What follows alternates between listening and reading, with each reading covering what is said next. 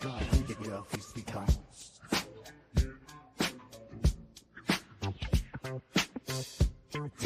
Texans, you. Your girl face be down.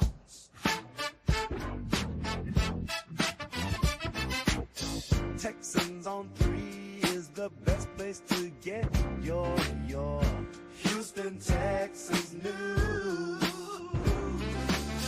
The other podcast will leave you confused.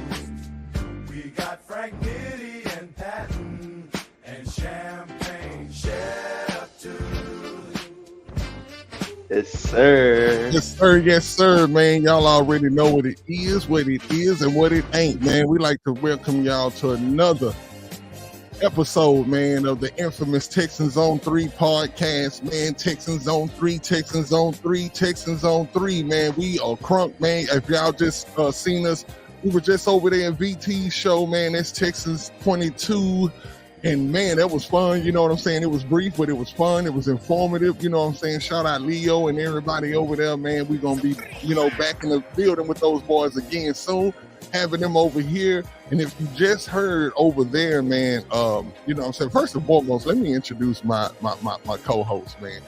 Sitting up there, hold up, I got to bring my boy down to his right spot. You know what I'm saying? Over there to my, I don't know what that side is to y'all, man, but we got my man Shep in the building. Let me get his champagne pop. Y'all already know, man, when my boys in the building, there's big champagne bottles popping. And down there, y'all already know, down yonder, man, we got that boy Patton. Yes, sir. Man, y'all already know what it is, man. And like I said, I'm your host, Frank Nitty, man. You know, I'm just do this thing, man. I'm just your ordinary Texans fan. You know what I'm saying? But like I said, man, we have a very special guest in the building. I'm gonna make sure we get. Let me find my applause, man. Okay, y'all go act like that. Y'all go act like that. Okay, here we go. Boom. Big applause, man. We like to welcome. Y'all know his face when you see him, man. It is Houston Stressan's in the building, man. We are glad, man. I'm proud to have you in the building, man. Appreciate all the things that you do for Texans. I know you was on the in the comments the last time. You was like, you do a lot of spamming, but look, I'm here to tell you that your spamming is very informative. Like I don't mind it. You know what I'm saying? The stuff that I see on your page, bro. Like I really enjoy it. Like and I trust number one Texan content creator, man. My boy Stressan, man. Well, boy, we having everything on there, man. And we appreciate that, everything. Bro. We glad to have you on the show, man. So welcome to the Texans on 3, man. Say it. You want to say hello to everybody? Yeah, man. Shoot, I appreciate you guys. And last week, I hopped in and I had a blast. I love interacting with you guys, and I think I had watched y'all before a little bit, so I'll be sure to stay tuned in. Y'all got a fun show and love what y'all are doing. Keep it up. Appreciate you guys having me on, and yeah, man. Hey, we appreciate you, man. We know that you're a diehard Texans fan just like us, man. And when Texans fans get around each other, man, it's always good, man. It's definitely a good time to be a Texans fan. One of the best times. I mean, especially if you've been around here since 2002. This is one of the best times to be a Texans fan. And we deserve this shit too. I'll say that. Oh yes. Definitely. Shout out Texas 22, man. Definitely. My guy VT and Leo over there, man. Willie, what's up to you? But yeah, man. Like Stressan said, man, we deserve this. Y'all know we say this on the show all the time, bro. We've been through some highs and we've been through a whole bunch of lows. I think that I definitely want to speak on that for those people who are outside of the Texans community who kind of think that we are taking this a little bit too far. They tend to think that we, hey, y'all acting like this, y'all in uncharted territory and y'all don't know how to act. Well, half of that is true. We are in a situation that we've been waiting for a long time. Me personally, I always felt jealous of other teams. You know what I'm saying? When I seen the other teams be real good, especially those Colts that would come into NRG and kick our ass all the time. I would look at those teams and to be honest, those what's that? No Diddy. Those players just look built different than our players. It just looked like, man, I Man, don't you know get to if know it was Diddy on the front end. That's pretty good. yeah, I don't know. I don't know if that was the You I do don't the know if that was pre-no Diddy instead of the post. That's impressive, bro. hey, Oh shit! I mean I seen it coming. But no Diddy. But you could No argue though, Diddy. you knew so that's kind of Diddy though, because you knew you were going to say something Diddy, and you still. I don't know. Leave it up for debate. Yeah, and I still said it, dang. But yeah, Yeah. Sorry to throw you off, Frank. but no, it's all good. But like I was saying though, man, just going Oh, through this, shit. man, and going through the stuff that we went through as Texans fans in a nutshell, we deserve this, man. And we got a pretty dope show lined up for y'all, man. A lot of good questions and stuff, man. So we're gonna go ahead and get this party started off right, man. This is a good one. This is a pretty good one. And we're gonna start off with Houston Stressans on this question. What is your random favorite Texans players of all time? Just give me 3 off the top of your head. Just random Man, Texans you kind players. of caught me off guard on this one. Let's see what I can come up with. Dominic Brown, running back. Dominic name, Brown. right? Oh, well, you want to say I Davis? forget. Oh, Dominic Davis. But didn't he? Okay, yeah, Dominic Davis. Yeah, didn't he have a name change at some point? Oh, I don't know. I don't remember that. But, Sure. no, I know, but I do. Dominic remember. Davis. So he was like, I don't know if he was in the early 2000s. I don't know if it was the first couple years or not, but It was the first best running back we ever had. But he was the guy from LSU with like a damn bowling ball, and I remember I got like an autographed picture of him, and I enjoyed watching him play. But I guess if we're saying random, it's people that people don't really think about. Mm-hmm. I don't know if Kevin Walter would be one of those. I don't know if he's random or not. Definitely random. Okay. Yeah, he was underrated, and who he reminds me of is Ben Skoranek, who we got now. A bigger. I mean, they both happen to be white, but by their frame though, that they're a bigger guy, and they aren't afraid to get in the mix and block and stuff like that. Mm-hmm. And one more, Dante Robinson. He was my favorite. That's my favorite. Hey. They know I say it all the time. Hey, well, you know what? Okay, this one is maybe not so much for his play, but maybe for a little bit. DJ Swearinger, aka Two Spoons. That dude was lit. Two I Spoons. fucking love him, Two dude. Spoons, man. Yeah. He was laying that wood, no Diddy. But Yeah. he was definitely laying that wood out there. Let's go with Shep. Shep, what would be let's give 3 random Texans players. Man, he took 2 of them already, man. I want to go Walters because you remember I sent you guys, I had did that interview that one time when I was up there with the Texans, and that's who I, dabbed up and all that stuff. So Kevin Walters, man, that's one of my guys right there. And then another dude, he said you took away from me too, Stressan. DJ Swearinger, man, he used to get the crowd. I'm sorry, I took 4. I'm sorry, you got DJ. he used to get the crowd turned up. You know what I'm saying? You see that 36 Jungle Boy swag, right? That's his. Yeah, man. Yeah, Jungle Boy. Yes, sir. Yes, sir, South man. Carolina. So he that went was to South Carolina, right? Yeah. he did go to South Carolina. Yeah, they had to get him away from Clowney. They thought he was a bad influence on Clowney, man. But they just say no. Clowney probably was the bad influence on him. Yeah, right. You know what I'm saying? They Clowney's probably my was homie. the other I way know that. around. Oh, you And say you then, met Clowney? Yeah, I used to play Fortnite with him for like 3-4 years, and we still stay in touch. He's cool, man. He's a laid back dude. No, okay, that's Okay, dope. yeah, That's dope. that was cool. That's something random to know right there. Yeah. And You ever had I him on used your to, show? You ever try to get him? Well, I just started it, but I'm gonna try to start doing interviews, so I'm gonna try to get him on. But yeah, he's chill as hell, man. He doesn't like talking to nobody. He just wants to chill and play video games. That's it. That's yeah. And then Right. another random Texan player, though, I probably just got to go with Jacoby Jones.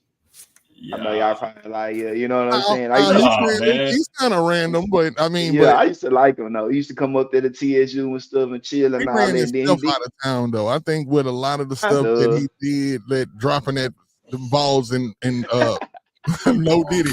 But in the Ravens in that Ravens game, and what's so ironic about it is then he go to the Ravens and give them a Super Bowl. Bro, I was at that game. I had such a good view of that muff punt. You just watch him drop that shit. I'm like, oh man. So why do you think it? So do you kind of have an idea of why you think that he muffed that? Since you seen it coming down. What was it? A bad He's angle? just Jacoby nervous? Jones. I mean, he's like Damn. he's just like wild, I mean, he kind of came into his form a little bit later, but like he could fuck around and fumble it or fuck around and run it back for 90 yards, Okay, we made it to the 10-minute mark. Shout out to Stephanie Stradley, man. I watch her page a whole lot. Yeah, what up, Steph? Yeah, Hey, man. Steph. She's Texas fan, Salute. true blue. Okay, yeah, they say Mario Williams. Hey, I'm a go, and then we're gonna let Patton go. I'm gonna say this, and these is most random as I can get, right?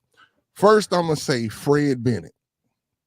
Okay, Fred Bennett to me was one of those players that I wanted to see succeed so bad for the Texans, bro.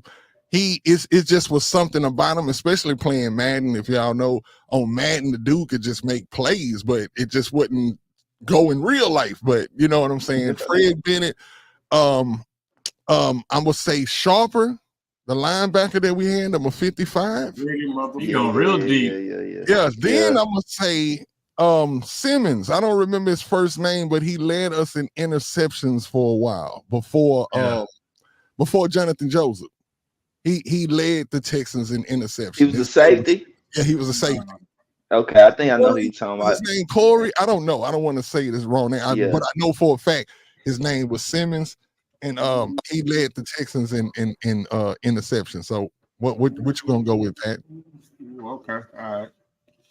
Even though he's from Notre Dame, I come a little slack, but Glenn Earl, my number one guy. I love Glenn Earl. He couldn't catch worth a damn, but I'm telling you, he gonna lay that wood. Pause every time. Hold on now.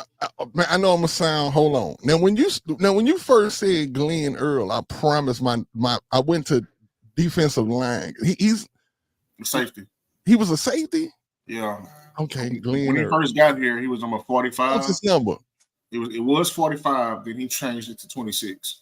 Okay, now I know who you're talking about. Yeah, I know who you're talking about. Sometimes you got to hit me with that number, and I'll be like, okay, now. Going deep. Yeah. I was gonna say Jamie Sharper because I met Jamie when I went to the Texans game because he was an ambassador. But since you said Jamie, I gotta move on. Now. Okay, I'm gonna go to this question right here because I'm gonna try to keep. I got two more. You got two more. My bad. I apologize. Now, I gotta show the O-line love. You know what I'm saying? Chester Pitts.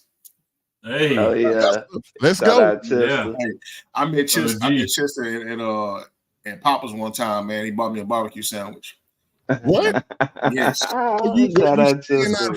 Like, were you asking for barbecue sandwiches and he just? I said, Chester, what's up? You was. Oh, okay. He didn't know. I guess he was like, oh, you know who I am?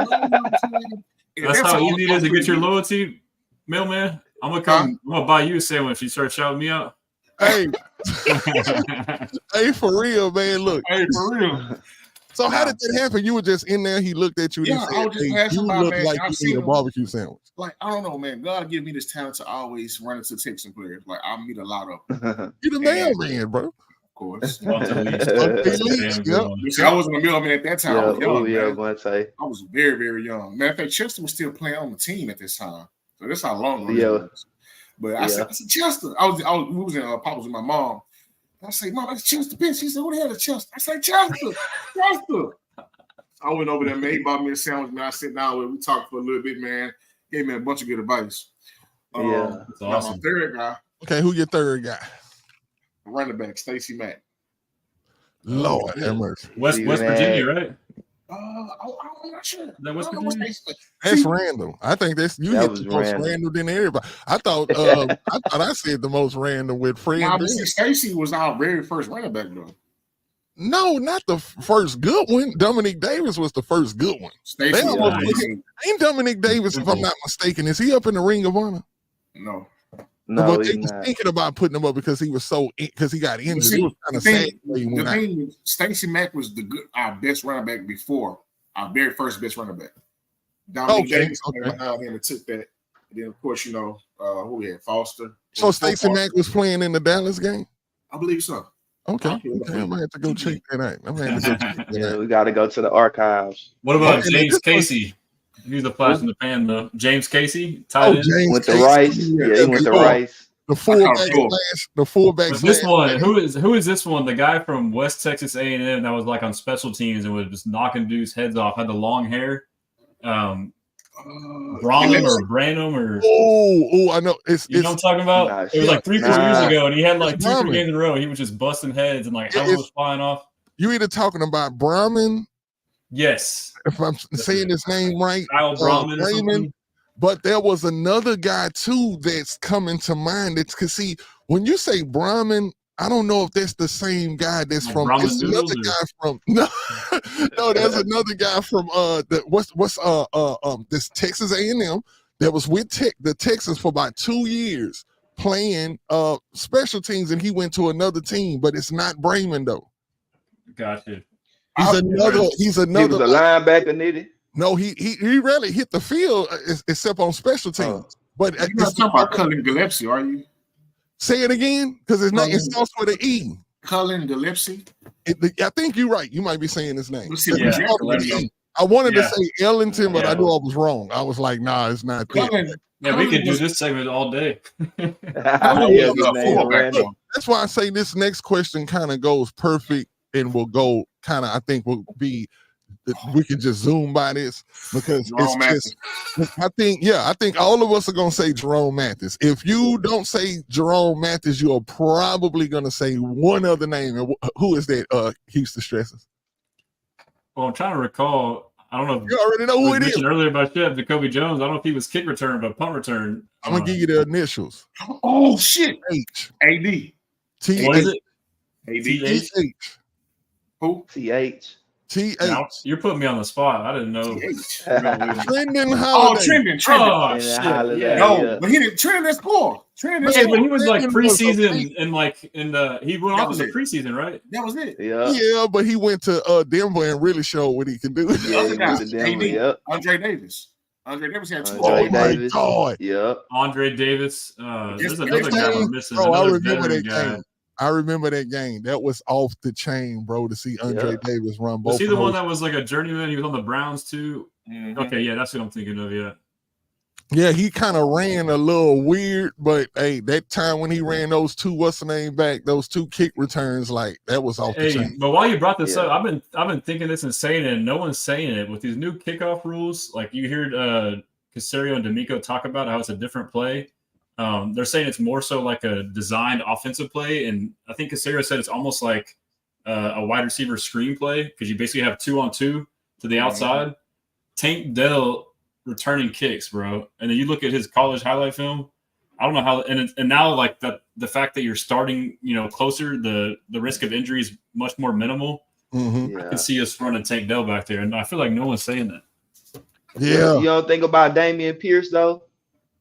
Yeah, but like I guess what got me thinking was the fact that they said it's almost like a receiver screen because you got 2-on-2 out here, and you just kind of like do like a bubble screen. I got you. Yeah. But so I feel like it's more of like a shifty. You need a shifty guy, and you watch Tank on these reverses and shit where he's defying gravity, and he can just get to that first line. It's like game on, supposedly. Yeah, I think in that short space like that, if you have somebody like Tank with that short speed, shifty. Yeah, I don't want to get him hurt. It's gonna work, but it's different though. We're so used to thinking of the old kickoff. It's basically another. Maybe I would better. have to see it. I gotta see better. it. I think it would be better for I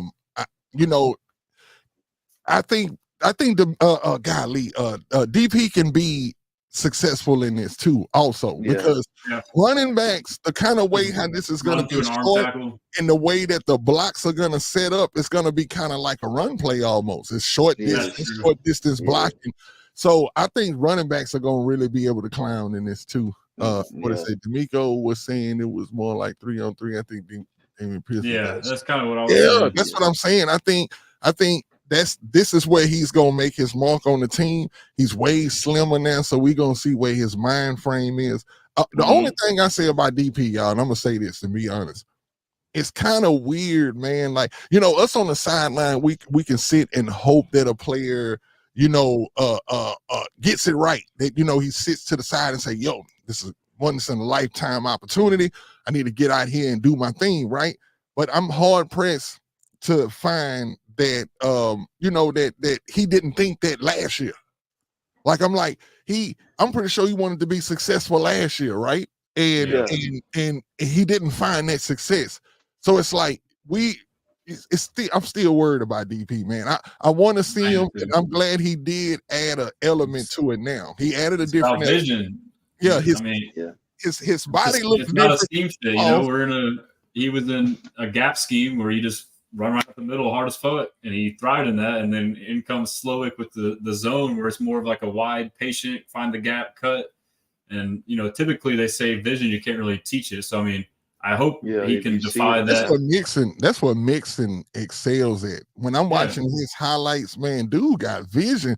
And I'm pretty sure him having a bad O-line and was still able to produce like that, was he able to see just like he said in that interview, he said it's gonna be like the Red Sea when those other O-linemen get into practice or whatever. And I think he knows that. And like I said over at VT and them show, I said, man, I think that we're gonna get a good Joe Mixon this year, man. I think he's gonna be between 11 and 1,300 on the scrimmage yards. You know what I'm saying? And ain't no telling with the touchdowns, but I'm looking for double digits. I'm looking for 10, 11. Yeah, Double J. Don't see the chat. Jawar Jordan, big fan of him. Yeah, Mixon's gonna go off, bro. I mean, and the fact of how good he is as a receiving back, I think we might have talked about it when I was in the comments last week. If I'm an opposing defense, our offense is so potent, and you had to pick your poison between, do you want the Texans to beat you with CJ's arm or running the ball? I would say running the ball all day. So I'll have a light box and keep everyone back. And then so the Texans are going to run. Or if we try to throw and it's hard to throw, the checkdowns will be there. So I think the checkdowns are going to be crazy with Mixon. That's what I'm looking forward to. Like I said, over there in Texas 22, and then I'm going to get to you, Shep. Seeing Joe Mixon do what he did in Cincinnati with that type of O-line, and not saying that we know what Joe Burrow is. He's an elite quarterback. You got to give him his props.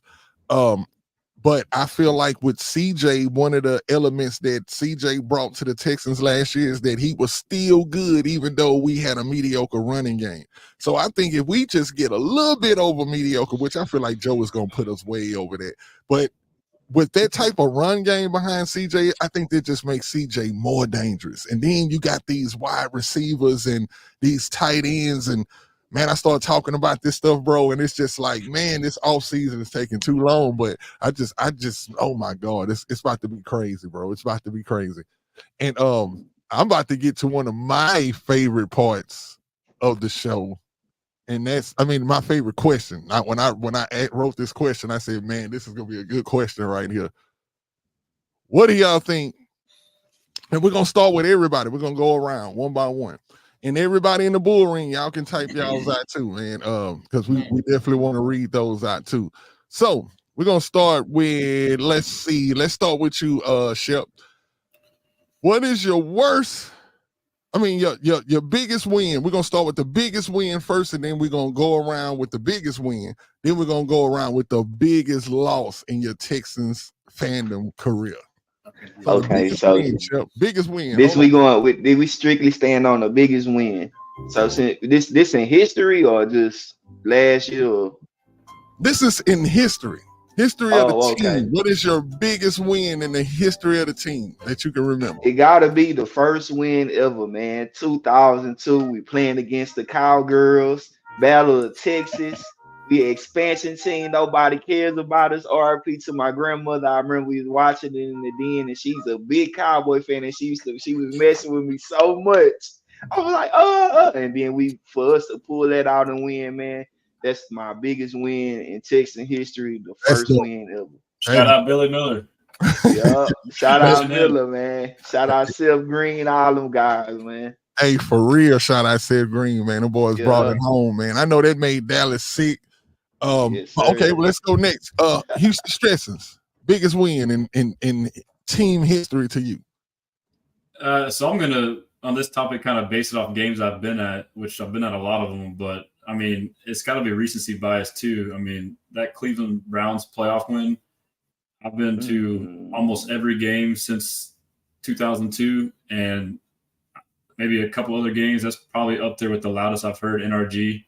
And, you know, it felt like heaven on earth, bro. I mean, how often do you have a game where it's over handedly, you know, midway in the third quarter and you just are partying for a quarter and a half? So, Man, I got to say it was that wild card game against Cleveland. You know, we had revenge too, and leading up to it, everyone on Twitter and all these media pundits like, oh, you know, they whooped them last time. They're going to beat them again this time. And like, I'm trying to say like, hey, we didn't have CJ Stroud. It's a completely different ball game. I took the picture of on the NFL Network when everybody voted for Cleveland, and they were like, they even posed for it. They're like, we're going to take the picture just in case y'all want to post this online. I actually screenshotted it and posted it on my page when we won. I was like, yeah, we did it. But a sub question I want to ask you, Houston Stressans. I'm pretty sure everybody saw on your page because it actually got used, right? Did it get used? So I was going to say that, yeah. Or was that so that was like my first big viral video. I was there and I like panned. They were singing "Don't Stop Believing," Don't Stop Believing.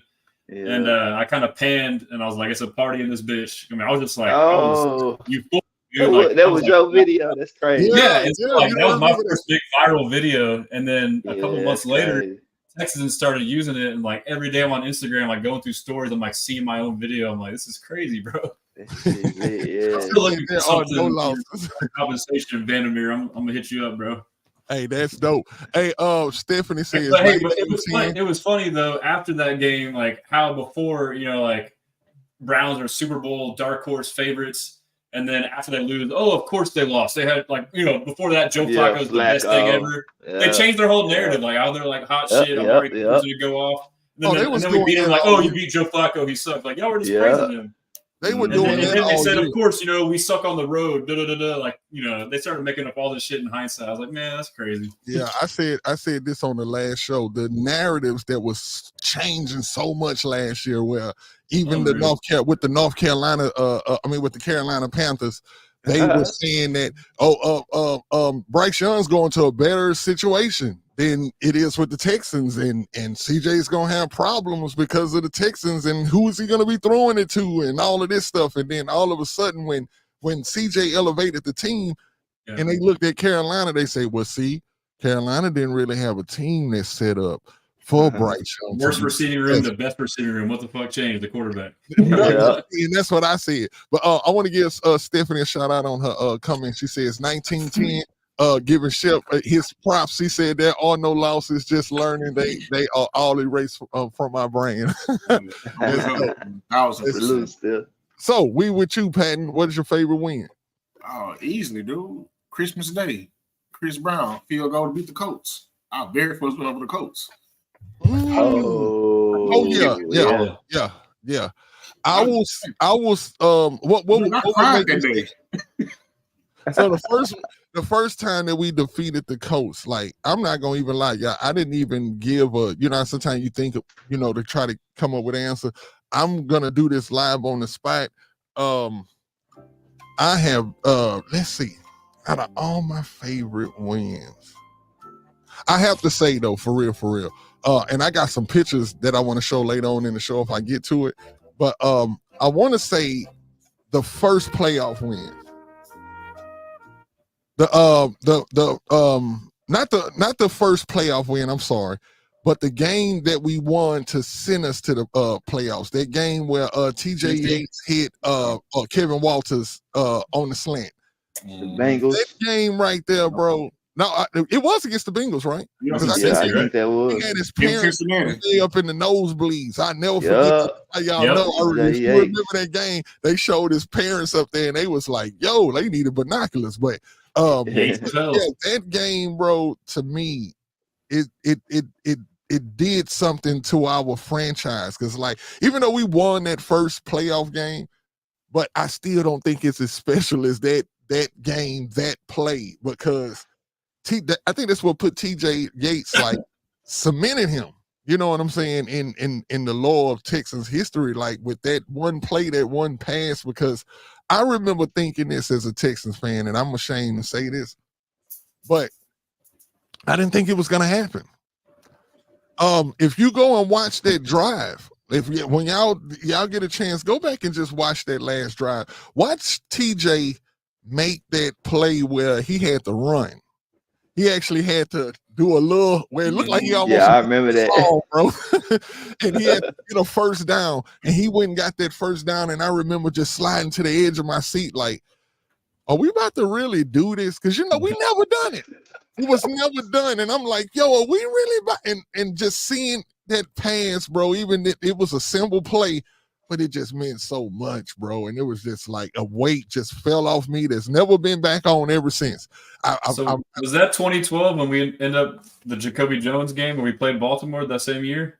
Yeah, I think it was the 11 season. No, that's actually 11. It was in 12 when we played them. It was in 12 when we played. I'm going to say that game, like that was probably one of our best chances to go make a Super Bowl run, even though TJ Yates was the quarterback. That team was set up, and we could have beaten. And I think, did the Ravens go on to win that year or no? Or the next year? They did. No, they went on to win that year. We had them on the ropes, bro, with like a third-string quarterback. Bro, we always say this. Every Texans fan knows got hurt in the bottom of our heart. That if people don't want to admit that shit either, but that's true. If that Shaw wouldn't have got hurt, bro, Kubiak would have never had a heart attack. Super Bowl that year, bro. I'm telling you, we already have a ring right now because that team was a nice team, bro. Offensive line, everything. Like even when Patton brought up the offensive line and you brought up Chester Pitts, you start making me think about Chris. Who was the center? Chris Martin? Myers. Chris what? Myers. Chris Myers. Yeah, the undersized. Oh, yeah, he's undersized. He came from Denver. And, bro, that line was zone scheme. He's an agile, quick center. So he Eric Winston on the right tackle, bro. Like, we had a real nice team. They're all smart, man. Yeah. Mm-hmm. We had so we need to keep that in mind with this offense. We don't need big Mauler O linemen. We need smart, athletic linemen, Yeah, yep. I think that what we have right now on paper, as far as O-line, if we're going to talk O-line, I think we should be, and we said it last year, really, if everybody stayed healthy, but we'll be top 10 easy. I just think we'll be top 10 easy if we don't get bit. Gotta stay healthy. Yeah, and y'all know what I say about the injury. I told y'all about this, or y'all seen my post about it, but like, there's an evident jump from year 1 to year 2, and even more so from year 2 to year 3 in this zone scheme under the Shanahan tree. I kind of did it based off of PFF grades, which, you can take it for what it's worth, but for run blocking specifically, because it's so different. These big players in the NFL get drafted just to knock the man in front of them over. They're not really taught to kind of learn how to go and block a zone. So there is a learning curve to it. So I truly believe that these players on the O-line being in year 2 of the system will have a huge jump, because if you hear like Slowick and everybody talk about it, like it's a super technical blocking, just all kind of hand placement, position, footwork, more so than just run the guy over in front of you, So I think we will make a huge jump. I agree. Yeah, it's that zone. I think that's what it basically is, the zone blocking scheme. I spoke on it earlier. Kendrick Green is the guy to pay attention to. You talking about Kendrick? When you say Kendrick, you talking about the guy from Pittsburgh? Yeah, Pittsburgh. Yes. Now I know you talk about him, but I'm gonna be honest with you. I would love for him to be successful. First and foremost, he got on the Texans uniform, but if he ends up being in the play, then that means somebody got injured. It means something happened. If he out there starting, something happened. You know what I'm saying? So it's just like whenever you say that name, it kind of irks me a little bit, because I'm like, if he ends up out there, either it's 2 reasons. Well, I mean, the first one I've already said, but other than he just come into camp and flat out whoop everybody's ass. He come in and whoop everybody's ass, then yes, he needs to be out there on the field. He needs to. Don't count him out. He's starter talent. He's got starter talent. You know what I'm saying? And you over there going against the Steelers line or whatever, they maybe it was an attitude thing that got him from over there. Not to get off topic too much, but with the Steelers organization, they have always drafted maulers for linemen. Kendrick is a strictly zone lineman. He fits in perfectly with what we do. If you notice, he played this year when Green was hurt. When Kendrick got in, he was on the pull, moving guys. Like the zone blocking scheme is so simple. It's left to right, left to right. And most of the guards, most of the time, once they get off their man, they're going to the second level. He was able to do that. with ease. In Pittsburgh, I got to get in front of you. I got to hold you and push you back. That's not his game. So, I really, that's one guy I got my eyes on come training camp. Like most. Hey, I believe. I mean, I agree with what Brandon said on here too. Like, if those guys are able to sit on the bench, then you know that the line is healthy. Yeah. If those guys are having to be out there, then we know something happened. Well, I'm gonna go to this last part of the question right here, which is the loss, right? The losses. Now, I'm pretty sure all of us are finna hit this on the head. Like, I feel like two or at least two out of four of us are probably gonna have the same answer. I'm gonna go ahead and start off and say, I'm not doing it. The Jacksonville Jaguars, okay. David Garrard throwing the ball from like the Texans 45. Oh my God. And Glover Quinn going up, tapping the ball and knocking it into Mike Thomas' hand. Yes, bro. Oh, I don't know how that sounds, but I'm gonna say this. You know, when I look at people wanting to kick, I've never kicked the TV before, right? Let's say that. But when I look at people kicking their TVs and stuff like that, or punching the TV, I always say if there was ever a moment that I was so close to doing something like that, it would have been that game, man, because that shit hurted, bro. Like, that, bro, like, when something so bad happened to make you nauseous, like you almost want to throw up. Like when it's so horrible, bro. Like I don't know if I don't want to say it, but bro, I probably you remember how what's the name face looked? Richard Sherman when they show him on the sideline after when he got through the interception. Bro, that was my face, bro. I was like, oh my God, no. Like I couldn't believe that happened, bro. That was horrible. So I'm gonna start off like Rory McIlroy. Did y'all see that going viral? Rory's face. Rory, it was going. He missed the putt and blew it, and his face and like waiting to watch the other guy looked like he was about to vomit. That's probably how you were feeling. I'll send it to you after. It's pretty funny. Yeah, you guys send it to us for sure. I have to check it out. So okay, we on you Texas Houston Stressans. Which the worst loss in team history? One that just made you. I give you two, like the obvious, and then my personal. The obvious one is the Kansas City. We're up 24-0. Oh my God! I'm about to buy my Super Bowl tickets. We're about to play the Titans at home in the AFC Championship to go to the Super Bowl. But I'll let someone go more detail on that. But for me, it's the Letterman jacket game in New England. I was there. We were 7-0. We thought we were the shit. We were riding high. The Pats had some Letterman jackets. They had 2 or 3 starts, and they took that shit personal. Shout out Connor Barwin. And what's the other D lineman that he was boys with that always do the interviews? For the team. Oh my goodness. Covington. Sean Cody, yeah. Sean Cody and Connor Barwin, I believe they were the masterminds behind the Letterman jackets. But anyways, I went in there wearing my battle red JJ Watt jersey. First drive, we're like moving the ball down the field. So I'm like, yo, first down. And then that's about all I cheered the whole game. And there wasn't one Patriots fan from age 4 to age 90 who didn't MF me and cuss me when I walk by. They are the worst fans. And I guess the situation to us thinking, yeah, bro. I mean, I think it's just that Northeast Boston in general, coupled with the fact that we thought we were hot shit, and they kind of like reminded us like, hey, we're still on top. But like I wasn't even talking at all, and everyone I walked by was just like call me names, cuss me out. I was like, just for wearing a jersey. I'm like, man, it's crazy, bro. So yeah, that was my worst loss. Like, what the hell is wrong with you people out here? Was that the playoff game, the Letterman game? No, it was in the regular season. I think we ended up playing again. Regular season. Got waxed again. Yeah. It was a regular season game. I got fired after that game. It was 2012. Yeah. I got fired after that game.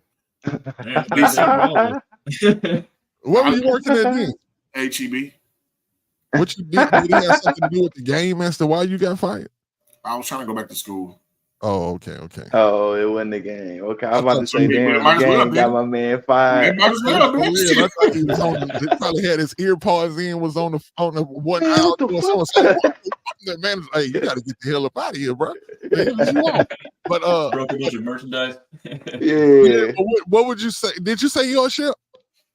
No, I didn't say mine, but man, like Stressan took the cake. The Chiefs game, bro. Yeah. 24-0. going to the play, and then we would have had the AFC Championship in Houston, in NRG. We up 24-0 against Patrick Mahomes. Yeah, you don't lose that game, bro. I don't care. You can't lose that game. Bill O'Brien really should have been fired right after that game. I remember a lot of us was on the internet like, hey, fire that dude immediately because once you leave him in Kansas City as a professional team, a professional coach, you don't lose that. Gotta bring that home. You don't gotta lose bring it home. Yeah, you do everything that you do to make sure that you bring that home. And like all of y'all have said, man, people was getting tickets ready, man. Like I thought we was about to have one of the best scenarios to play at. You know, the old Houston Oilers for a right to go to the champion. I mean, to go to the storybook. Didn't they have a backup quarterback too? Like their quarterback, because the Titans had just beaten the Patriots, right? Mm-hmm. Mm-hmm. But they weren't a good team, so we were going to get home field against like the 6th or 7th seed, whatever they were. So like I was already penciling out for the Super Bowl. It was something crazy like that. For sure. Yeah, it was something crazy like that for sure. And like I said about that earlier, remember he said he lost his job. I lost my girlfriend the same day, man. No lie. I lost my girlfriend the same day. Y'all had a bad day. Hey, my bad day just consisted of the loss. The Texans lost and you lost your job. The Texans lost and you lose your girlfriend.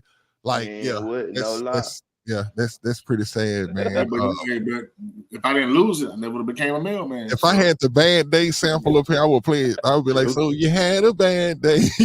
I had a bad day, bro. Like that was horrible. I had a horrible day. That was horrible. Went from the up and down, like going up the mountain, came down fast. Okay, airplane crash. I got another one for y'all real quick. Let's kind of shift. Hey, what about mailman? Oh my bad. I'm so sorry, mailman. Hey, you dreads over your face. You dark. I couldn't see you. My bad. This is the second time now. Put the goddamn hurricane down.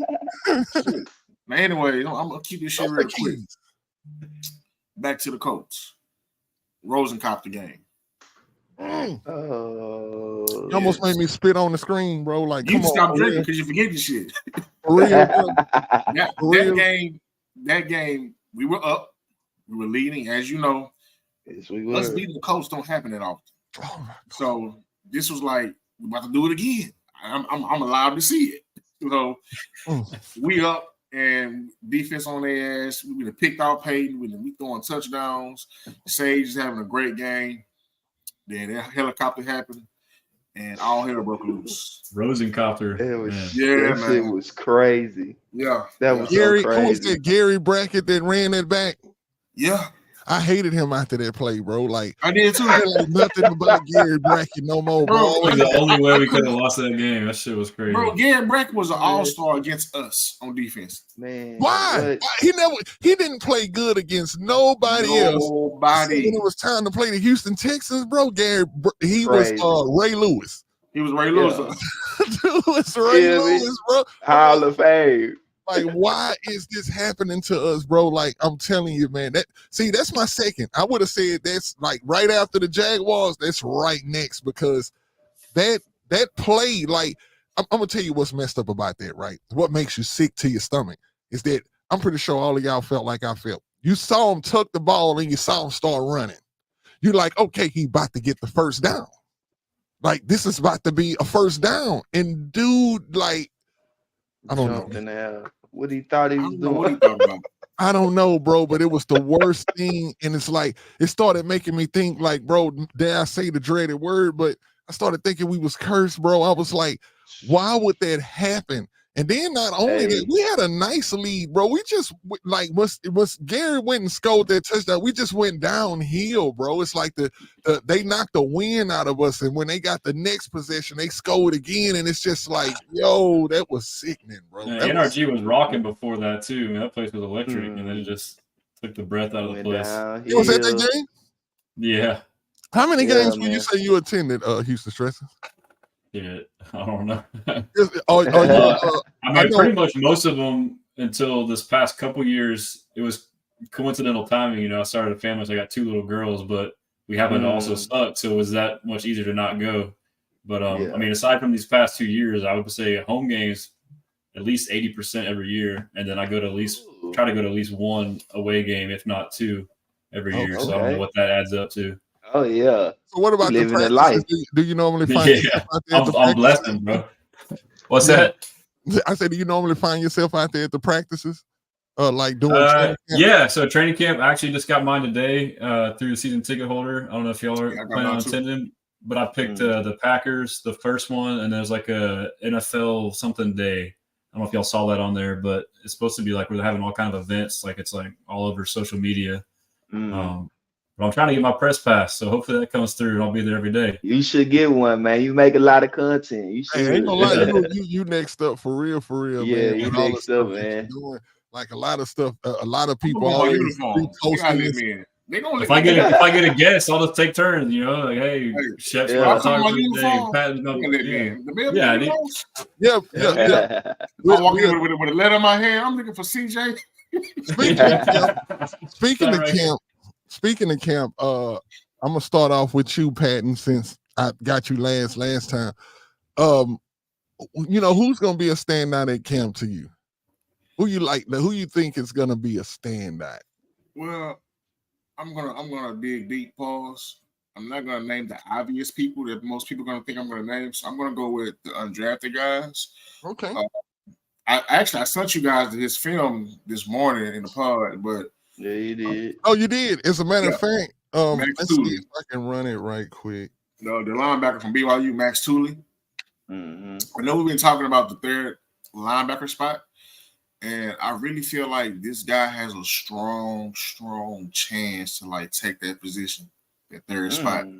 And I'm not counting out Toa. I'm not counting out Phillips, and I'm also not counting out a guy we just got in the draft. Damn, what's his name? Who? Jamal Hill. Yeah, Jamal Hill. Yeah. All those three guys with Phillips having the most upside if healthy. But Max Tooley, man, this guy brings it.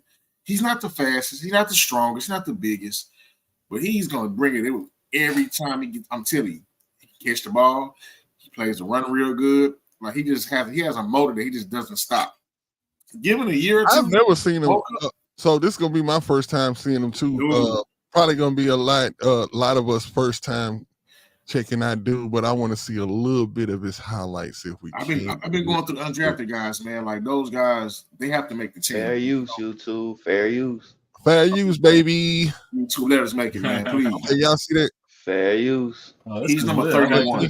Play on that. Across the middle, ball tipped up. Yeah, he's number 31. On the deflection. Everybody in the trenches. Bachmeier on the rollout. Bachmeier turns it. Gets Wallop at the 2. What number is he? 31. So 31, okay. We miss him every day he's not here. 67 touchdowns. Hey, did you talk about him on the show prior before the draft, right? When we were just talking about players that the Texans could pick up. Yeah. No, actually, I talked about him after this round. The other guy, you think about the other guy. NC State. Getting his face dirty for sure. I'm saying, dude, he's a thumper, bro. He's not scared to get his hand there, bro. You say he's not scared to get his but look, I ain't gonna lie. I'm not gonna lie. In a D'Amico's team, which you know he's focused on linebacker, I don't see how, like I said, I think that for certain players to make it on the field, like either he's just gotta excel so much, or he just gotta, he's somebody's gotta get injured. But he's a maximum effort player. Yeah, but he's showing depth. So if you definitely when you're looking in that small range of like what Houston Texans was saying earlier, I mean Houston Stressan was saying earlier about the my goodness, Steve, what was your thought? Yeah, what you were saying about golly, it slipped my mind that fast. What were you saying before that? No, about him his y'all forgive me. Don't even worry about that. You talking about him getting on the field? It would have to be a it would have to be an injury. Or something it would have to be an injury, or not just No, if not just being, he would be a nice. Oh no, that's what you were talking about earlier. The special teams, the way special teams is going to be going down, the new rules. Like he look like somebody who can excel in something like that. You know, man, I think everyone thinks our linebacker room is a big weakness, but I mean it's kind of like the interior D line. I think it's us as fans we think that, but I guarantee you, D'Amico and the defensive coaches don't think that. They've got the guys that they want. Just because we don't know these big, sexy names, no Diddy, doesn't mean that they don't have the guys they want. And running a 4-2-5, Aziz is exactly who they wanted to be their Mike linebacker. Christian Harris, we know, is a rising star going from year 2 to year 3. A lot of players have massive breakouts then. He already started that trajectory.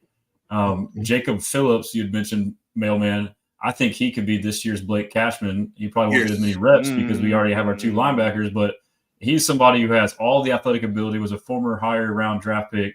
He just hasn't been healthy, and his injuries kind of sound like freak injuries.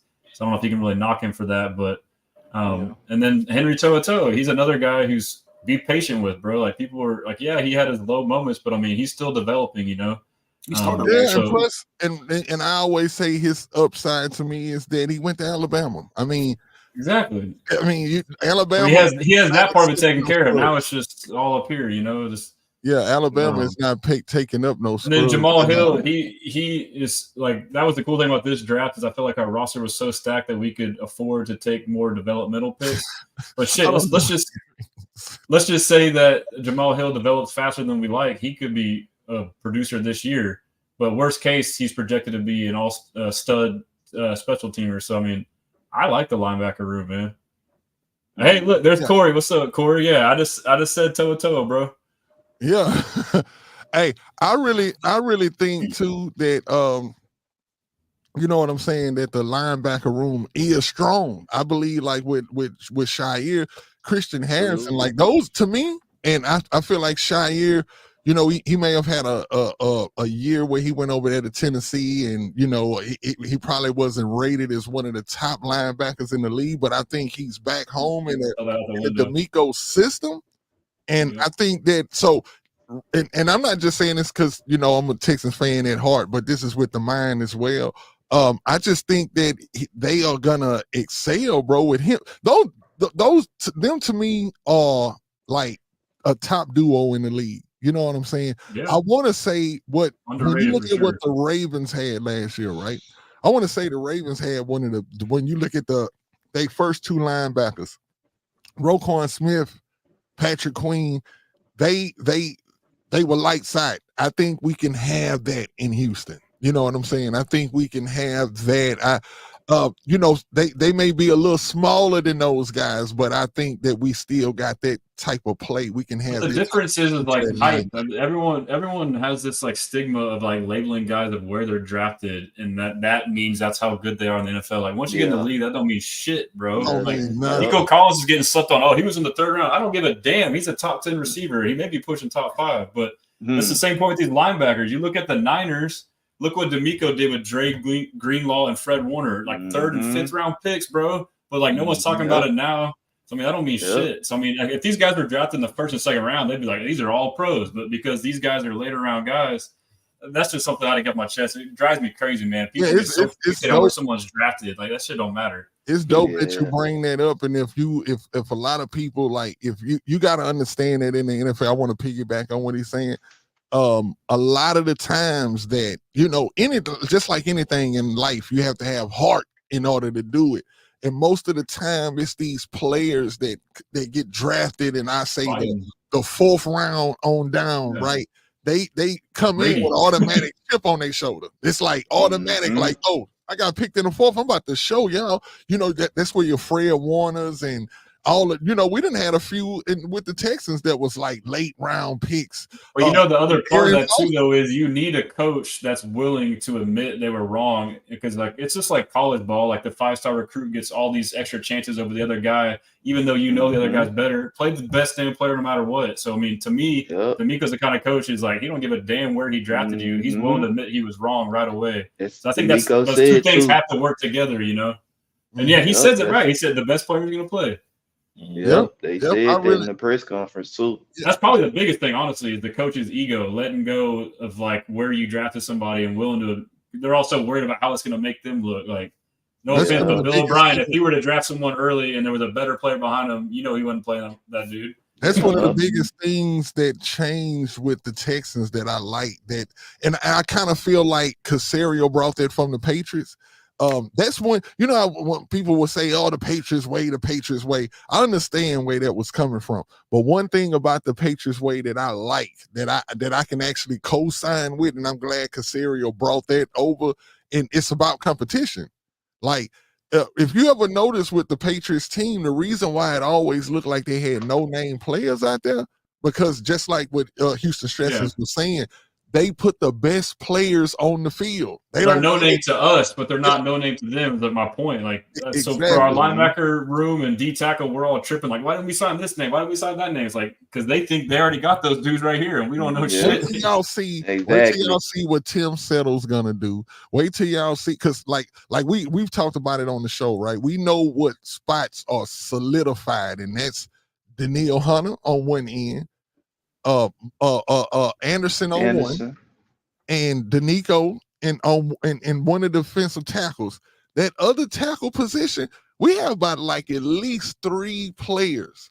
Wide open. You got options, That's gonna really, if you rotate that that fourth spot, like I'm saying, you really got a monster defensive line, bro. Like you're gonna keep somebody fresh all the time. You know what I'm saying? And bro, I just man, like I say, I know that if y'all are like me, this is like one, and it's always a long time on the off seasons. You know what I'm saying? It always feel like it's just taking forever, but this one just seems more longer to me, pause. This just seems like man, this like Christmas Eve every day. And sometimes when it's Christmas Eve, you just be like, man, I'm glad because I just need it to be Christmas tomorrow. Yeah. This seems like Christmas Eve every day, bro, and it's just getting out of the. It's just like, man, we got a lot of content to go over, though. Shit. Yeah, that's the. Hey, while we're talking about this, like depth and like names we don't know about, this is a name Caserio mentioned a couple Fridays ago. Is McTelvin Agim is somebody he raved about on there when talking about the interior D line that.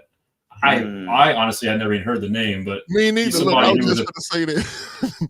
Yeah, but Caserio was raving about this guy. So, I mean, he could be a name to look out for. McTelvin, again, he was on the Colts practice squad last year. I guess the way we signed him, it wasn't like big news, so I need to watch the film on him. But okay. Yep. But this all goes back to Mailman's point with Thule. I mean, the fact that, D'Amico don't care where you're drafted. Someone who's undrafted like Thule, he's got an equal opportunity. So, I mean, he very well may be right. Thule may be, be the biggest standout. We shall see. Yeah, I agree with you. I definitely agree with that. 40-some days left. Stephanie says the best part of this time of the year is just trying to figure out why the team likes particular guys. It's wonderful to watch everyone's journey. Yeah, one thing I ever since Arian Foster, like, you learn lessons in football as you grow up. But one thing Arian Foster taught me is that you don't have to be drafted to be great in the NFL. Yep. You don't even have to get picked on draft night. You don't even got to get picked in round 7. You can literally be an undrafted free agent. And ever since then, it's always fun to look at that long list about 20-something undrafted free agents when you go to NFL.com and they showing you the results of the draft or whatever, and you start seeing, and it's like one thing that like you refreshing it every 5 minutes because they always picking up somebody new, right? And you learn these new players, and it's always fun because you like, yo, who's gonna be our next Arian Foster? Who's gonna be this player that just comes in with that heart? And that's what's so beautiful about what D'Amico got going on, because you trust in him. You know that he's finna put the best players out there on the field. As a matter of fact, I wanna show one last thing that I think is a cool little treat before we get out of here. I wanna let's go to the history. Oh, there it is, right here, sitting right in my face. Okay, I'm not gonna play the whole thing, but I'm gonna set this up. Oh yeah, big pause on that. I'm not gonna play the whole thing, but I'm gonna set it up right quick, y'all. Hey, this is our coach. After our first playoff win. And I just want y'all to see what DeMeco was back then and to see what he is today. And you see no different. This man he's destined to be the first playoff appearance the organization's ever had. No, I didn't feel any pressure. I mean, there was just excitement. Guys were excited, the city was excited. So it was just, we just fed off the energy that our crowd provided for us today. Did the crowd make a huge difference in your mind? And they did. They made a huge difference. It kept it loud the entire game. Everyone was into the game, and it really helped us out on defense.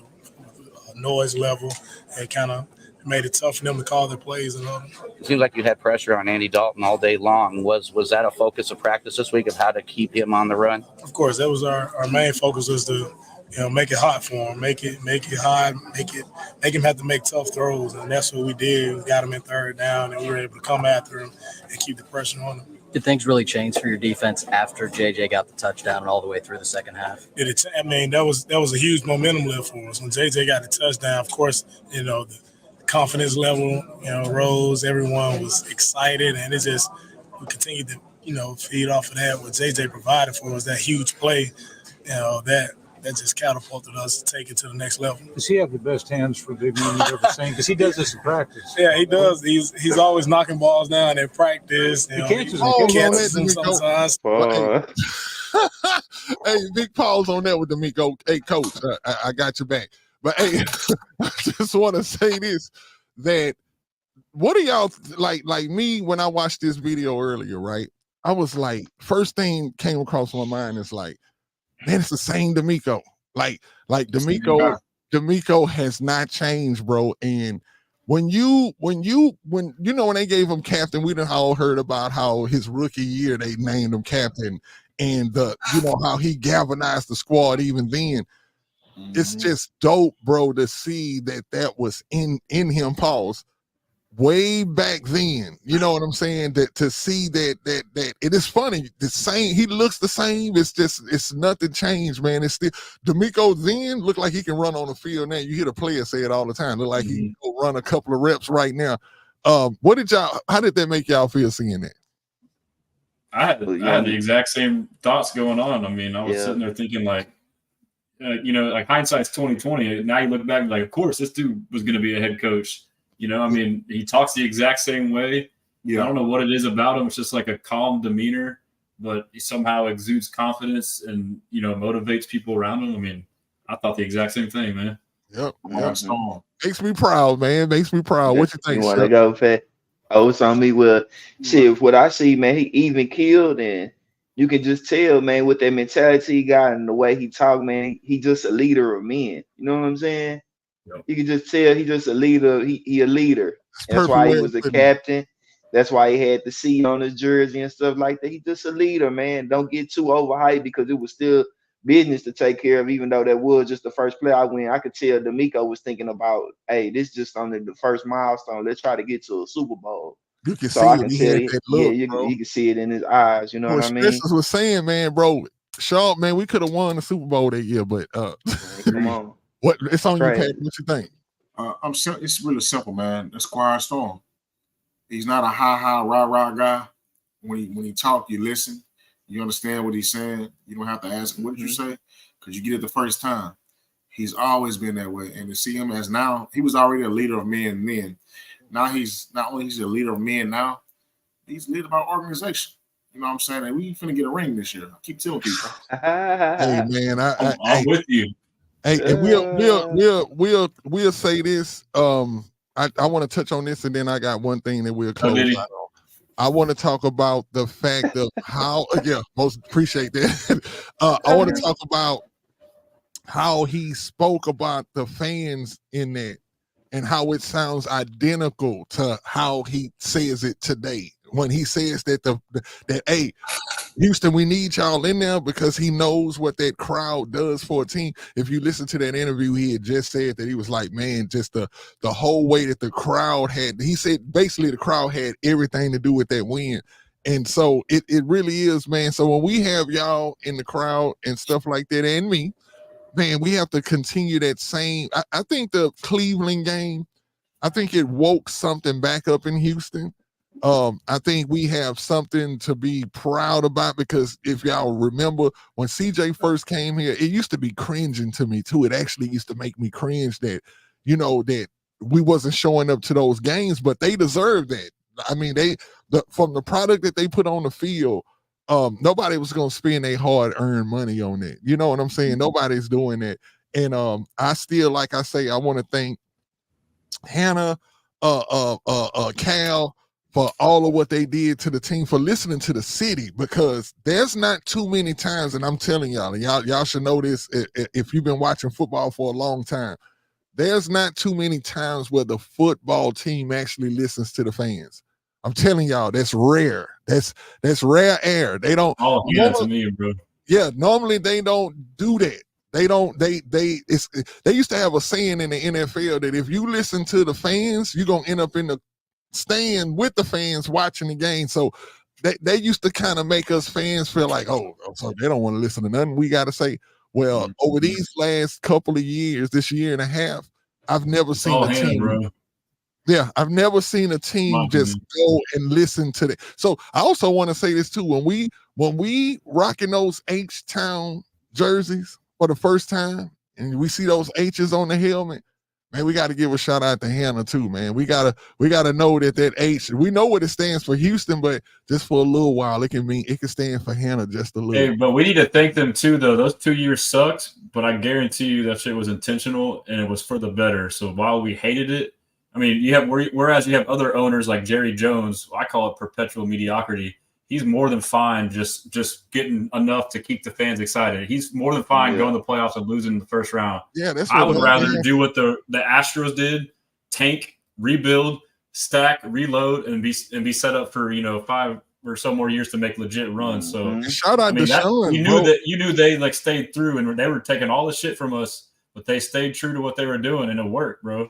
If it wasn't for Deshaun, bro, like they did what they did, but I believe that Deshaun is an intricate part of it. Him wanting to leave set us up. Yeah, I made a post that we need to, everyone's saying build a Lovey statue. You might need to build a Deshaun one too. I mean, if you look at the haul we got from him, hey, we appreciate you, Deshaun. On a massage table. Freak. It needs to be him laying down on a massage table, looking to the side. Like I had someone make a deal like what one man's boner turned into, Yeah, boy.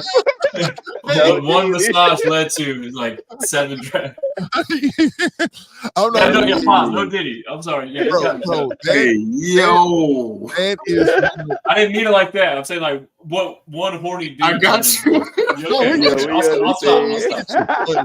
Hey, that was a big one. Pause. Hey, see, that was so big, it's making other pauses come behind it. Like, orbit of pauses right there. I got to get pause on it, bro. For real. Got to, bro. We got to. I'm about to get a pause button over here on my system, so I'll be able to pause and look out for y'all, and we'll just keep it moving. But other than that, though, man, y'all, it's been a great show. It's actually went by hella fast. That's how you know. That's my sign of it being a great show. One thing I want to do before we close out, though, I always want to make sure that we get to some of these comments. So we're going to brush through them real fast, but I just want to make sure that we show the Bull Ring love, man. We're going to always show y'all boys love. My boy say Plus Armstead wanted money, but for some price, Casario got Archery, Fatukasi, and Settle. Yeah. See, look, that's smart play right there. See, what I'm trying to tell y'all is that we kind of got upset about that Patriots way. I know when we heard that shit, he was like, hell no, because, Bill O'Brien came over here and he was bringing that bull cone, taking the lockers out of the locker room, got you practicing without the logo on the side of your helmet, all of that stuff. That was a little too overboard. But what Nick Casario is doing from a GM standpoint, bro, I'm telling you, this is championship. This is how you build a championship team. As a matter of fact, too, if y'all want to go and look at the Randall Cobb interview, that's pretty dope because he really tells you about how he even believed in Casario when he first came in, and it makes you think like, yo, what the hell was the problem with Deshaun? Like, how did Deshaun not see how great this was gonna be? But I'm just gonna say I'm glad he wanted out of here, and it's all to the good. Hold on, let me go to this next before we go to that one.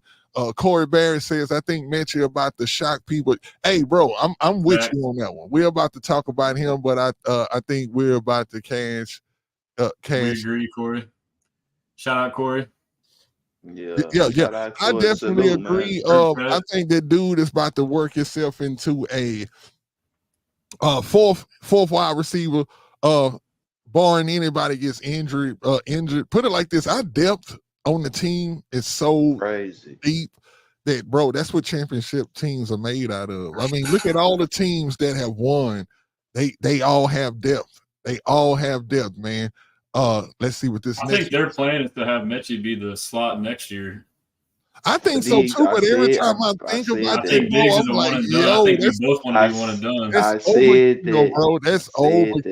Oh yeah, after this year, I totally agree with that. But I think this year, bro, it's just gonna be a crazy show, bro. He's under the wing of Stefan learning, watching like a exactly. I said that, Stressan. I said that Mechie could be like he gets plugged in right when Diggs leaves after this year.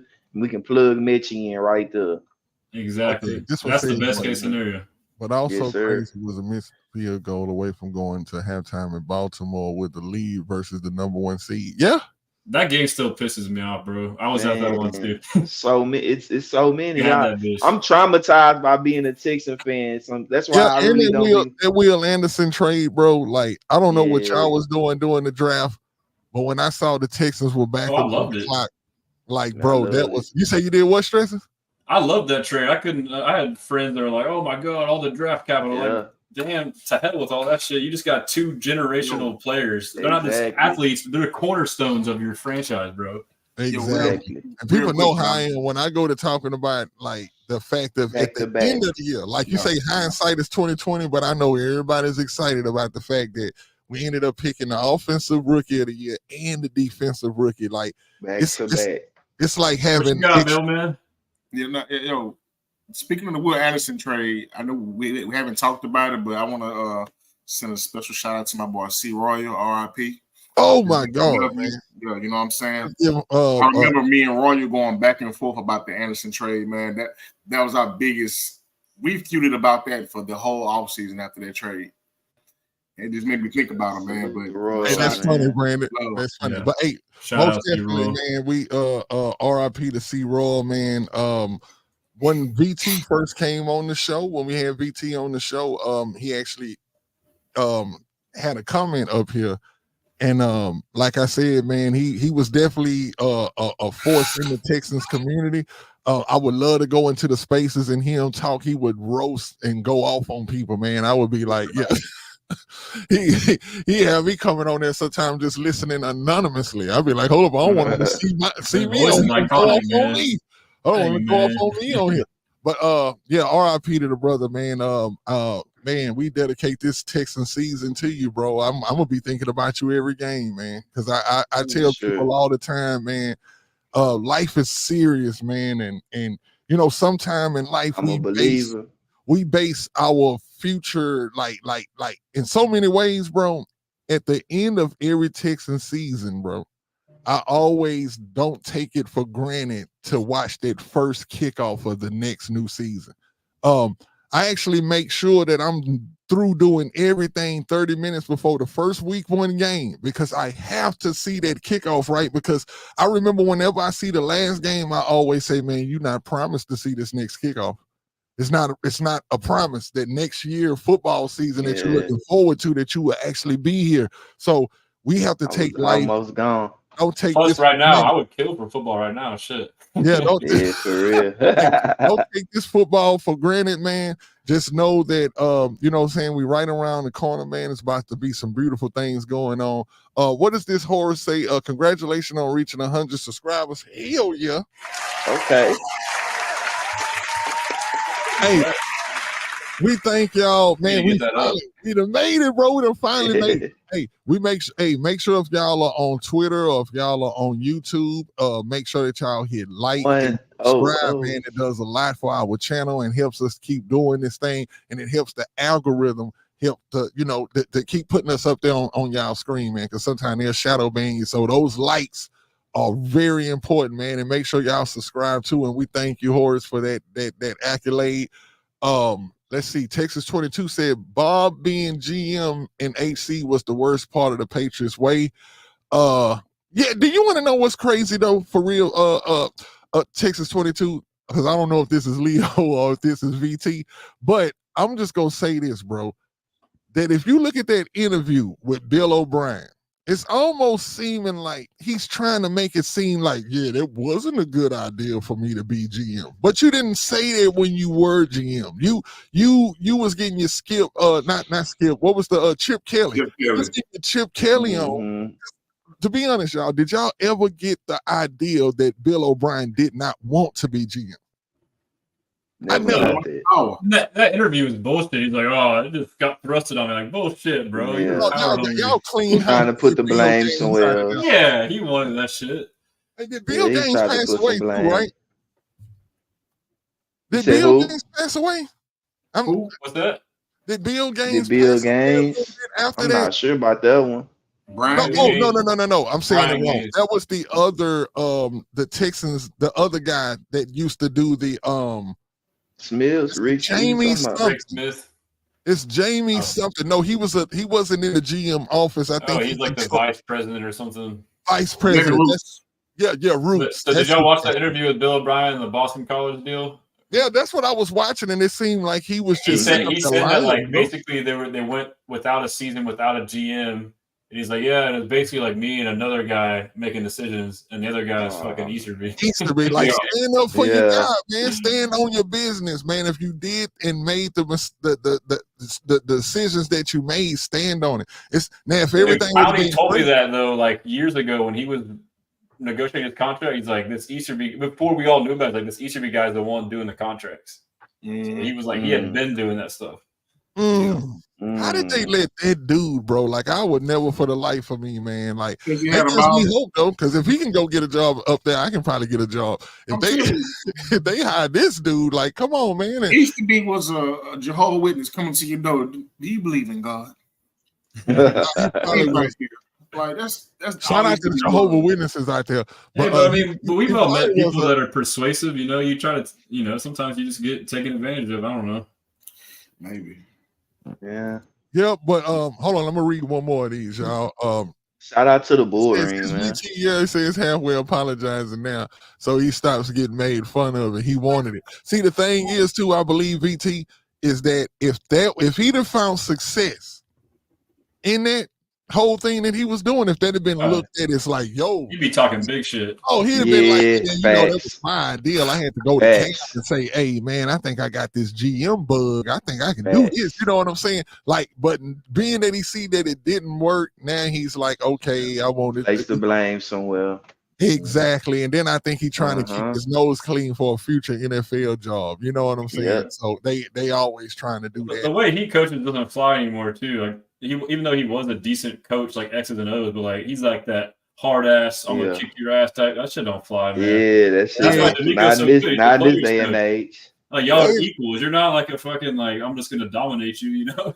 And that whole just because you're a rookie, I'm gonna treat you a certain type of way. Like you can't be on the field because you're a rookie. And like, D'Amico says, I don't care if you're a rookie, you're gonna play, and we've seen it. Yeah, rookie produced for us last year. Those are the Super Bowl coaches right there that realize, like, hey, you have to put a rookie. If he's the best on the field, you have to put him out there. I don't care if nobody know what his name is. I guarantee you after 3-4 games, we'll all know what his name college and high school, bro. And also, D'Amico, like you said earlier, man, he closer to the players, man. He just got off the field not too long ago. His damn self, man. You just showed the energy, man. That wasn't them. A player's coach. He know what it takes. He understands it, yeah. Exactly. He called plays in the huddle. He was out there making tackles. He was out there running. He was out there in training camp. He know everything. So D'Amico, man, that's perfect. Bill O'Brien was so far removed from that. Yeah, well, we was telling y'all about the algorithm, man. Make sure y'all like and hit that, man, because the algorithm do be tripping. He said it took him like 10 minutes for it to pop up in his YouTube. Oh, man. So, okay, Yeah, this is gonna be the last one right here. He says, imagine if Bill O'Brien started Davis Mills over CJ this season. Let me tell you something. If Bill O'Brien was the coach, that's exactly He what might do that. He might would. Let me tell you something. Old school coaches think that nothing should be handed. It's so whack though that you think that the same ingredients the same recipe is gonna come out the same way every time. But they think that, bro. They really honestly feel like, you know what? Like this, the Deshaun situation. They really knew Deshaun was way better than Tom Savage. But in their mind, it's you gonna have to earn it. Yeah, you gotta earn it. I'll tell you this. I hate to keep bringing up Clowney, but I was, talking to him during when we drafted Deshaun. He said that O'Brien was so pissed that we didn't get Mahomes. Like they wanted him so bad, but they got leapfrogged by Kansas City. Yeah, that was the worst. Like, at the time, I didn't know Mahomes was that dude. I was like, man, he's a fucking idiot. Neither. Everybody keeps saying that. I did not see that. Okay, he knows his stuff. Stresses me and you the same. I did not see that. Hey, really, if you look at it though, they jumped us. They stole him from us. Like I was O'Brien, that was his guy. He wanted him. I didn't see I was that. I did not see the Mahomes. That's exactly what they did. They did that strategy where the team before, like they knew that the Texans was finna pick next, and the team that was right before us, they just traded with them. They don't need a quarterback. They traded with them, and I think it was Philly. That's why you never get complacent. You always stay on the aggressive. You never know. I did not see the I'm gonna say this real quick. So I really honestly based Deshaun career on from that night when Deshaun got picked. I say the only way Deshaun career is gonna be salvageable is if Mahomes not successful. If Mahomes turns out to not be successful, then we will be super glad that shit happened, right? But I said, if Mahomes is good, we're going to hate Deshaun, bro. And look, I tell people after that first 7 games, 3 Super Bowls later, I didn't think, once he came back that next year, and after seeing Mahomes his first year break that touchdown record, I said, no, we don't got, it made me mad even over again. I'm like, yo, we was this close to getting Patrick Mahomes, bro. That's how close we were. And look, I'm glad that you just brought that up, Houston Stresses, because I didn't know for a fact. See, that's inside information right there, y'all. Like, I need to do an interview with him and get him to say that, get that on the public record. But if you want him so bad, then trade up the 1 pick. Don't even risk it. Exactly. That was dumb. Like, now that you say that, that's what he should have did, because I assumed that they was punching the air when he got picked. I said, man, I think that because they never came out and really said it. See that, man. I said, man, I think that they are upset that they didn't get Mahomes, bro, because I wanted him. Like, I knew that Bill wanted him, so I wanted him, and I knew he was going to be good. Like, you throw for 700 yards in one game, one thing we do know is that you're a thrower, and then not only that, he's a passer, but not only that, bro, his dad, the baseball thing. Baseball. I knew it's a similar conversation we had about like where you're drafted. Like, you can draft a guy high. They don't have to be like the big school or like have to win all these games. You're drafting off of what you see. I mean, so I mean, just because he was at Tech, like for us, we're like, oh, he's at Tech. Tech sucks. System quarterback. Yeah, so we didn't know. That's what I said. Need to play my drop, man. Hold on right quick. Come on, man. Hold on. Here we go. Draft guard activated. So look, I'm gonna say this, man. We ended up after all the way we at right now. We done been through all of what you had to go through to get to where we are right now. I just is so confident in saying this, bro, is that for the whole Texans family out there, that we are about to experience some very high times around here. When I heard them talking about how hard our schedule was, pause, I was like, I'm not scared of it. I'm not scared because in order to be the best, you got to go through the fire. And if that's what they want to put us through, and I think that, like, y'all hear me say this on the show all the time, those teams are scared of us. The times have changed from us looking on the schedule saying like, oh my God, Green Bay. Oh my God, the Colts. Oh my God, the Patriots. Oh my God, Kansas City. Those days are over. what's going on now? Hold on. See where we are right now. Where we are right now, brothers and sisters. We are in a time where we're about to see great football. We're about to see other teams be jealous of us. We're about to see, like I said before, we're about to see the memes of CJ holding hands with the referees and how they saying we got such good love. The referees are showing love to us. We must be paying off all of the refs. I can't wait to be the most hated. Be the most hated, man, and I just love it, bro. And with that, it's already happening, man. I love it. Hey, we can celebrate. Hey, we can celebrate, but man, like I say, Houston Stressan, man, having you on this show, man, was great, bro. We look forward to popping up on yours, man. It's always dope with doing like I say, this with all the Texans content creators out there, especially the best. I remember watching one of your shows specifically, and I told the guys about it. I said, man, I think I saw Houston Stressans with the guy. What's this? Is I don't want to say it wrong, but it's Mark Diamond. Vandermeer? It's Diamond something. Fonte Diamond.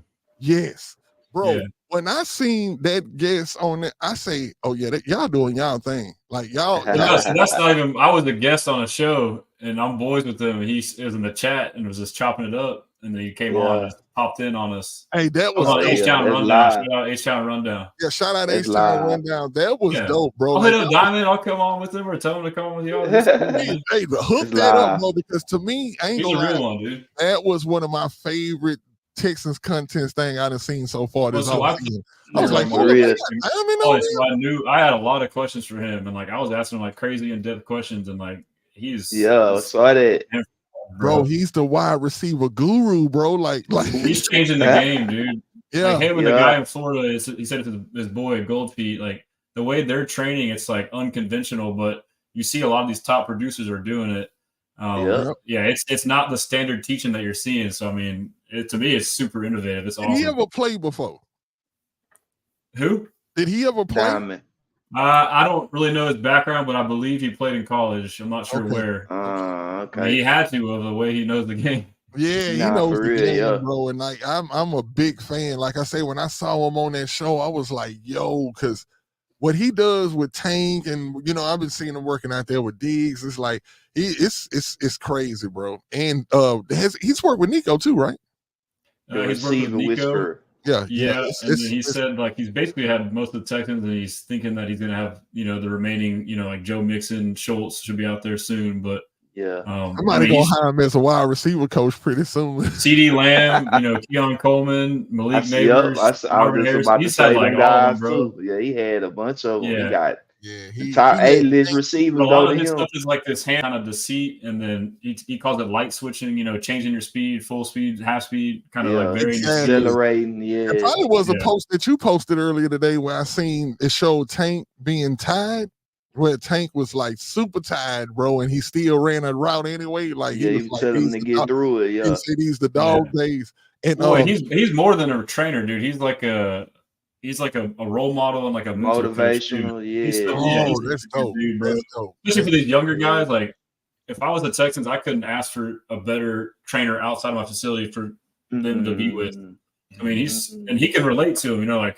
He's been through the same shit they've been through, so he can relate on a personal level. Hopefully, they give that man some bonuses up there, man. Maybe they they because break him out, man. Because that wide receiver room, man, it's lethal, crazy. Man. And I'm telling you, the best thing, if you want to do something, do this for me as a Texans fan. And we're gonna close with this. Just look at our team from the perspective of another team.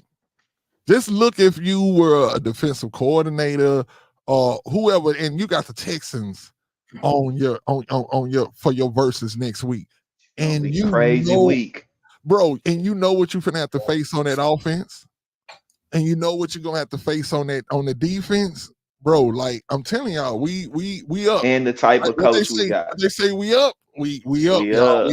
We up right now. We blessing, man. We blessing. We are definitely blessing. 14-2 home field event. I was thinking 12-13, but you emphasize with that D'Amico video how important home field advantage is. I said 14-3. I'm sorry, right? 14-3. 14-3. I'm with that. I'm definitely with that. Who you see the 3 losses coming to?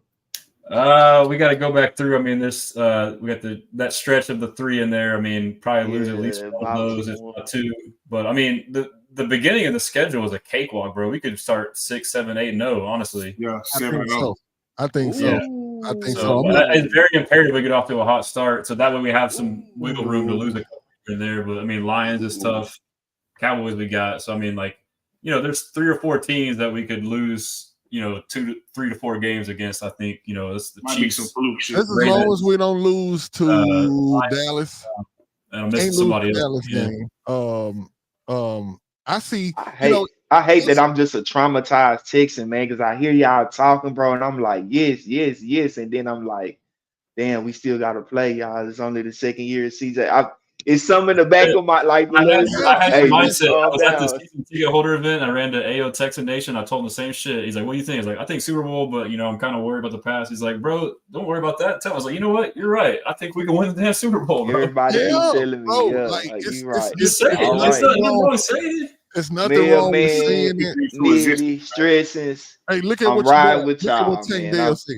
Look at what Tank Dale. Tank Dale's he's literally saying Super Bowl out his mouth. Like the players know it. That's what I want to see. I want them to start saying it. Just like, I mean, us too. It's easier for us, but we need them to start saying that shit. The players saying it, yeah. You gotta believe it to achieve it. You know, I mean. They mean that they see what's about to happen, bro, and it's about to be amazing football season, man. I can't wait. I can't even wait till just our next show on Thursday, man. With y'all, we are up to 250 right now, and we definitely thank Houston Stressans for coming out, man. We named the show "Are You Blessing or Stressing?" and we can definitely tell you we are blessing over here. You know what I'm saying right now, and we can show that all of y'all are over there blessing too.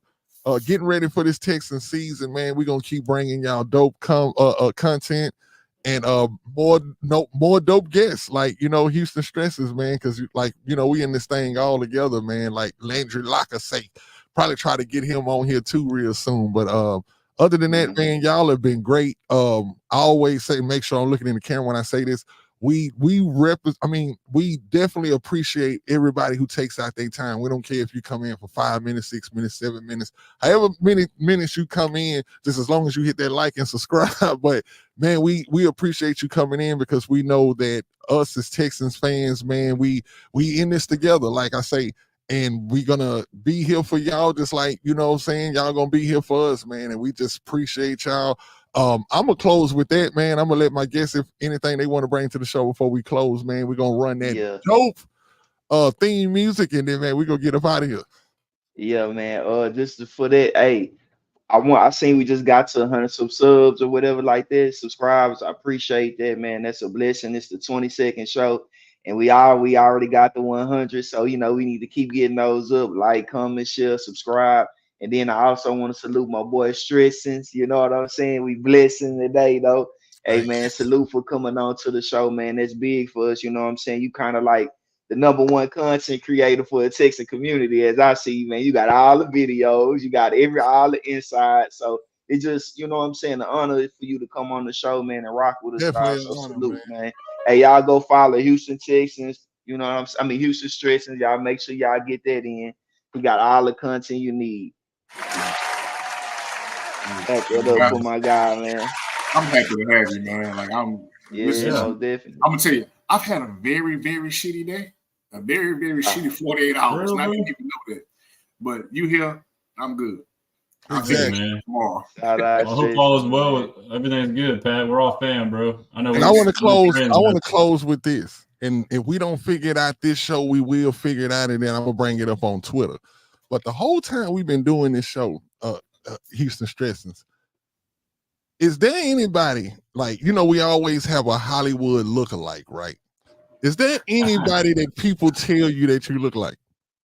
I've been told Major Applewhite. There it is. I've been looking at him the whole time, like, yo, like, typical white boy, exactly like somebody, bro. I was gonna say TJ Yates. That was gonna be my first guess. TJ Yates. Hey, I'll take that shit. Good blessing. Hey, I was gonna say TJ Yates, my bro. Hey, I'm laid back. You can say whatever you want, man. You're not gonna offend me. No. Especially if it's true, I can't say shit.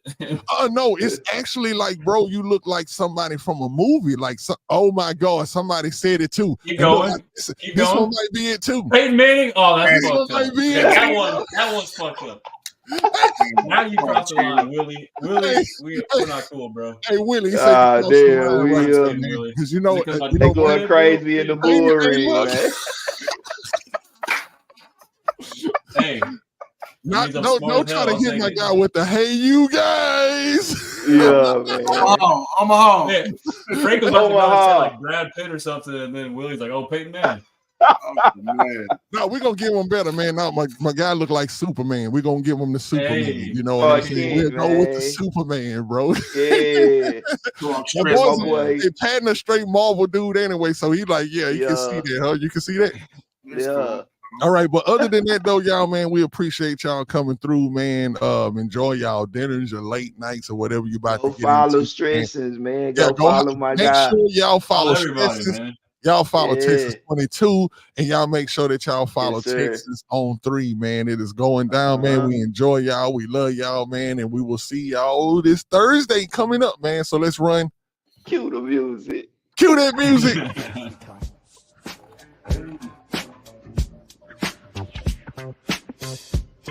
Hey. You should call me Peyton Manning, bro. Yes, sir. Hey, that's crazy. Boy, Will. I'm stressing. That